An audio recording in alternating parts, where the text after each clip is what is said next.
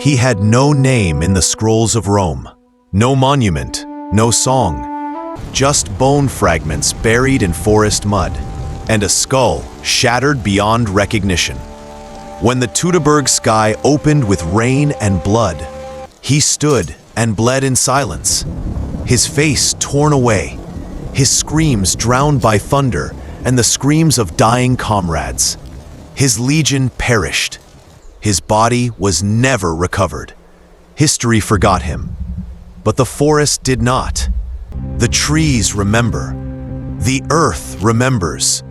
And tonight, so will we. One legionary. One face lost to horror. This is his story, even if no one ever sang for him.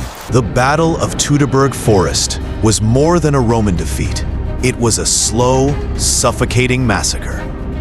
3 legions, led by Varus, walked into a trap and never returned. We often speak of strategy, betrayal, and empire, but not of the men who died screaming in the rain. Not of the ones who were disfigured, abandoned, or left to rot beneath the moss. This is not a story about generals or emperors. It's about a single legionary, a faceless soldier whose agony was so profound, not even time dared to carry his name. He did not die a hero in marble halls. He died face down in blood and soil, with the sky darkening above him. History erased him. Rome moved on. But here, we will not. Tonight, we enter the forest again, not to count legions, but to remember the one who lost everything, including his face. Teutoburg. The slaughter begins. The forest was too quiet. That should have been the first sign. The Roman legions were used to marches on clean, open roads, not these twisted, narrow trails soaked in weeks of Germanic rain. Trees closed in from all sides like silent spectators. The air was thick with moisture and dread. Heavy wagons sunk into the mud. The columns stretched for miles, scattered, vulnerable, and blind. Then the storm came, not just from the sky, but from the trees themselves. With a scream that tore the silence, the ambush began. Javelins rained down like arrows from the gods. Branches snapped, men fell, and chaos swallowed order. The Germans didn't fight in formation. They fought with fury. They knew this terrain. They had dug traps. They had waited for this moment, and Rome had walked right into it. Officers shouted commands that were never heard. Drums were drowned by the sound of screaming. Legionaries tried to raise their shields, but they couldn't see where the enemy was. Arminius, once a trusted ally, had turned traitor. His betrayal ran deeper than any blade. He had led these legions here with a smile. Now he watched them die from the shadows. Mud sucked at their sandals as they tried to retreat. But there was no formation left to retreat to. The lines had broken. Every man fought alone now, or not at all. Some were gutted where they stood. Others ran, only to be hunted down like dogs. And somewhere in the chaos, a single legionary was struck across the face. No one saw it happen. No one heard his scream. Not above the thunder, not above the clash of metal, not above the death cries of 15,000 men. He fell to his knees. He would not die yet. Not here, not now. But the forest had already started to swallow him. The faceless legionary. His name is lost, not just to us, but perhaps even to the gods. He was one of thousands, a cog in the ever-turning Roman war machine. He bore the eagle on his shield, but not even the eagle looked down to seize him. The blow that struck him came from the left.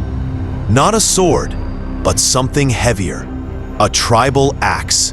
Crude, unqueen. The kind used not to kill cleanly, but to tear. It didn't remove his head. It ruined it. The blade slammed into his cheek and dragged down across his jaw, severing bone, splitting muscle, ripping open the architecture of his face like parchment. His eye socket collapsed. Teeth shattered and sprayed from his mouth like pebbles. The lower half of his face hung in ribbons, a mess of blood, broken ivory, and trembling flesh. And he did not die. Somewhere, wolves began to howl. Somewhere, a German warrior carved another Roman tally into his spear. And in the mud, with no name, no face, and no future, the legionary lay still. Not yet dead, but no longer living.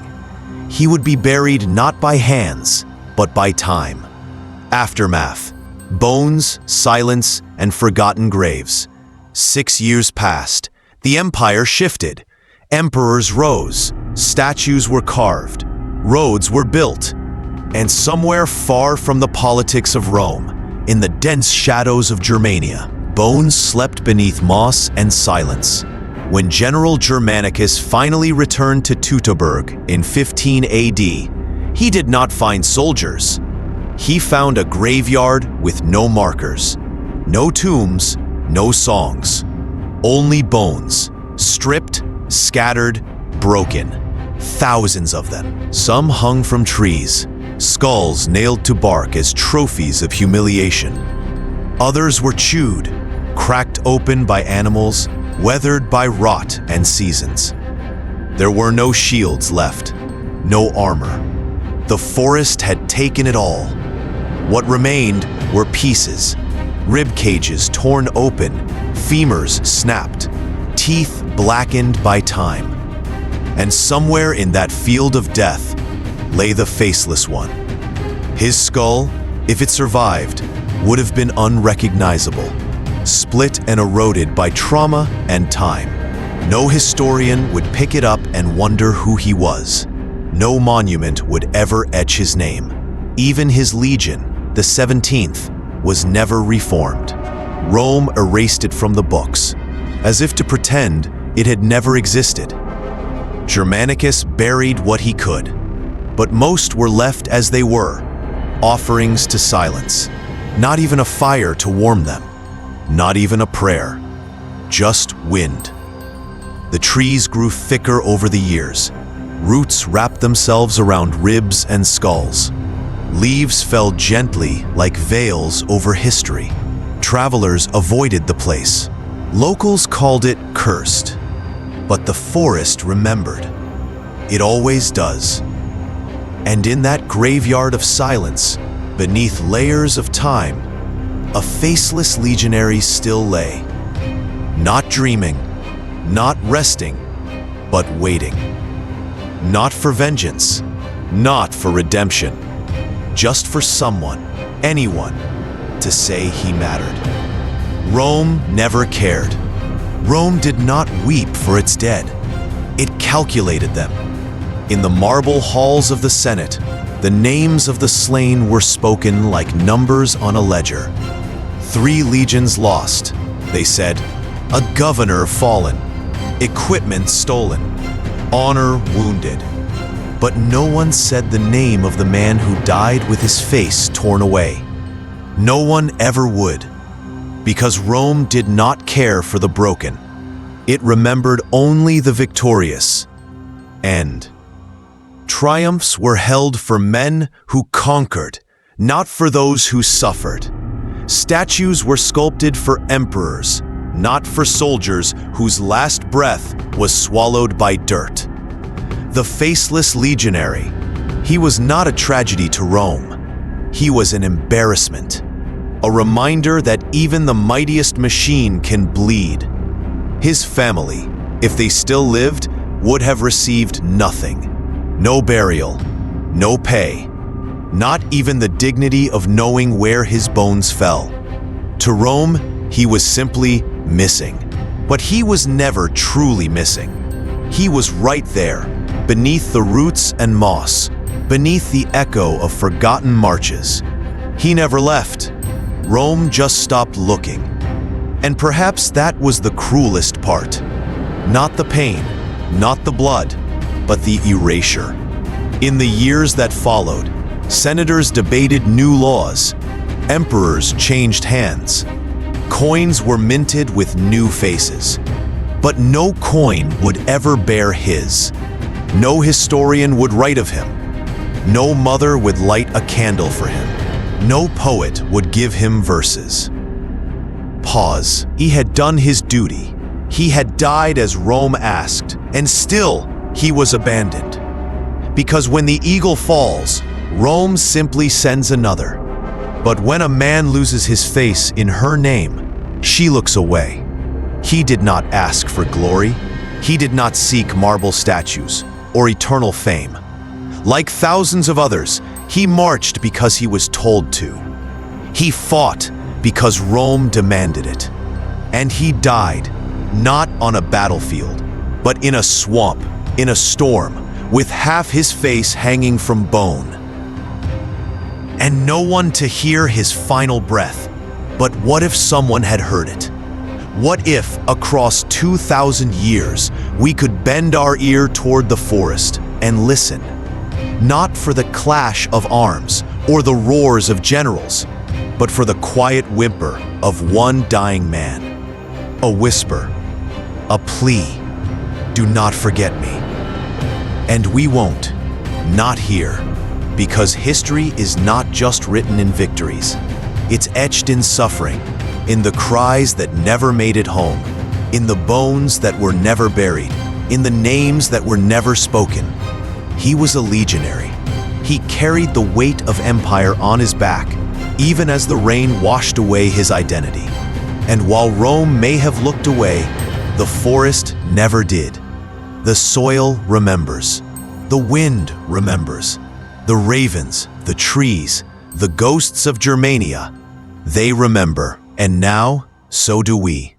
Let this be his monument. These words, this moment. A story told not with statues, but with silence broken. If ever you walk beneath ancient trees, if ever you hear the wind rustle through forgotten leaves, listen closely. That echo, it might be him. The faceless one, the nameless one, the forgotten one. And maybe, just maybe, if the world listens hard enough, his scream will finally become a song.